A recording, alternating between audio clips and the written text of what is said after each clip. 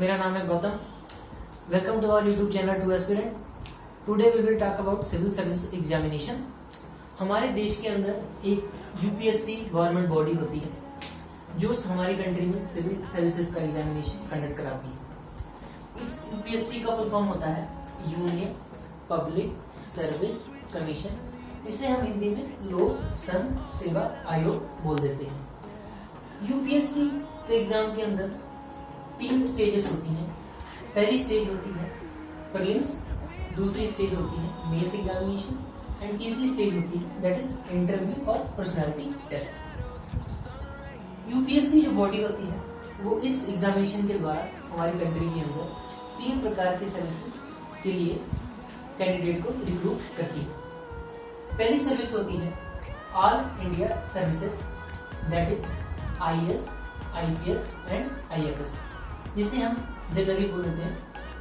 इसका full form होता है इंडियन एडमिनिस्ट्रेटिव सर्विसेज एंड इसका होता है इंडियन पुलिस सर्विसेज एंड इसका होता है इंडियन फॉरेस्ट सर्विसेज। उसके बाद आ जाती है ग्रुप ए की सर्विसेज। इसमें होती है पहली आईएफएस, आईआरएस, आईआरटीएस एक्सेट्रा। इसके अंतर्गत और भी कई सर्विसेज आ जाती हैं। आईएफएस होती हैं जो बहुत पॉपुलर है, ये होती है Indian forest service, forest services. ये होती है इंडियन रेवेन्यू सर्विसेज, ये होती है इंडियन रेलवे ट्रैफिक सर्विसेज। इसके अंदर और भी डिपार्टमेंट डिपार्टमेंट्स वगैरह की आ जाती हैं। उसके बाद आ जाती है ग्रुप बी की सर्विसेज। इसके अंदर आर्म फोर्सेस के अंदर हेडक्वार्टर जैसे नेवी, एयरफोर्स, आर्मी के अंदर हेडक्वार्टर्स के अंदर सिविल सर्विसेज की कुछ अपॉइंटमेंट्स होती हैं, वो यूपीएससी के थ्रू ही होती हैं। कुछ आ जाती हैं डैनिश एंड डैनिश। डैनिश होती है Delhi Andaman Nicobar island police services and Delhi Andaman Nicobar island civil services.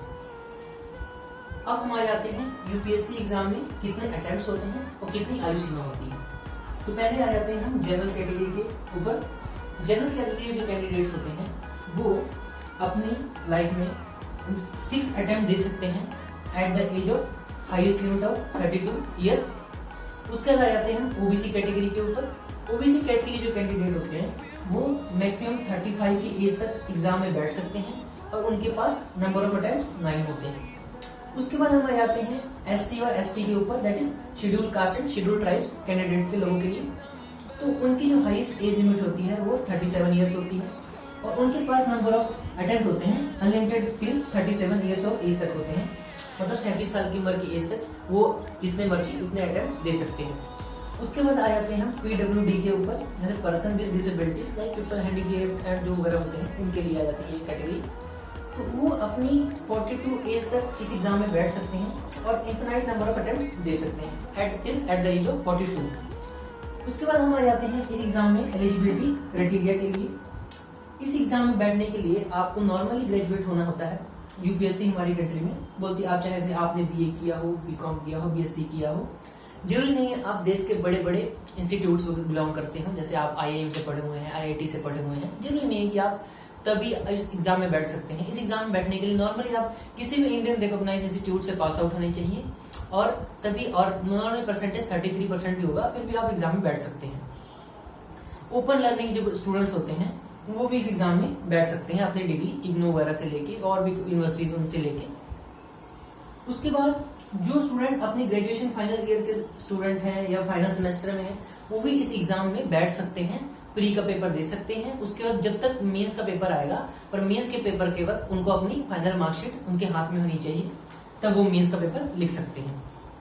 उसके बाद सबसे बड़ी बात, इस एग्जाम के अंदर जो मिनिमम कैंडिडेट की एज होती है वो 21 ईयर्स होती है एग्जाम में बैठने के लिए, चाहे वो किसी भी कैटेगरी से बिलोंग करता हो, चाहे वो जनरल कैटेगरी से बिलोंग करता हो, चाहे वो ओबीसी कैटेगरी से बिलोंग करता हो, चाहे वो एससी/एसटी से बिलोंग करता हो, चाहे वो पीडब्ल्यूडी से बिलोंग करता हो।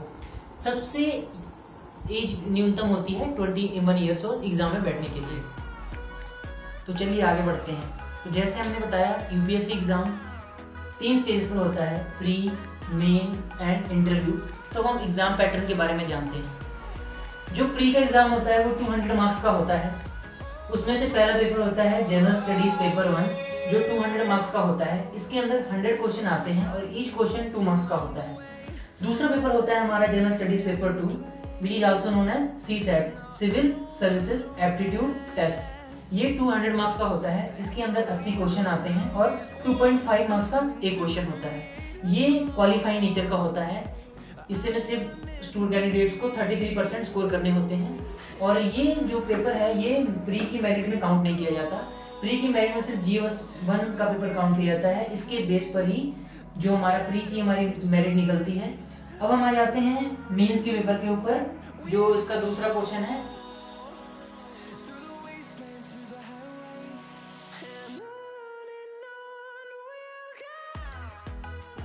ऐसे का पेपर, इसके अंदर मेंस के पेपर के अंदर 9 पेपर्स होते हैं टोटल।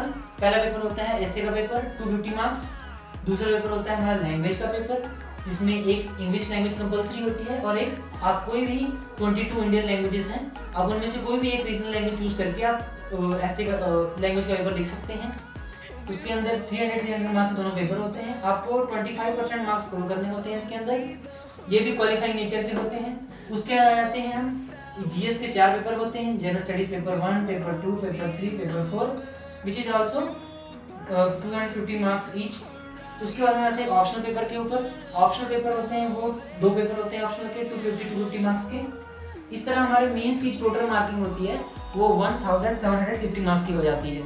इसके बाद आ जाते हैं हम इंटरव्यू के ऊपर। इंटरव्यू के अंदर 275 मार्क्स का हमारा इंटरव्यू होता है और जो फाइनल मेरिट निकलती है हमारी, जिसमें कैंडिडेट्स सिलेक्ट होते हैं ऑफिसर बनने के लिए, उसमें से जो मेरिट निकलती है उसमें मेंस और इंटरव्यू के मार्क्स इंक्लूड किए जाते हैं। तो मेंस होता है 1750 मार्क्स का और इंटरव्यू हो गया 275 मार्क्स, तो हमारे टोटल हो गए 2025 मार्क्स। इसके ऊपर से हमारी मेरिट निकल जाती है कि हमारे जो कैंडिडेट्स हैं वो IAS बनेंगे, IPS बनेंगे, IRS बनेंगे और बहुत सारी हमारी सर्विसेज होती हैं उनके अंदर जाएंगे। Thank you.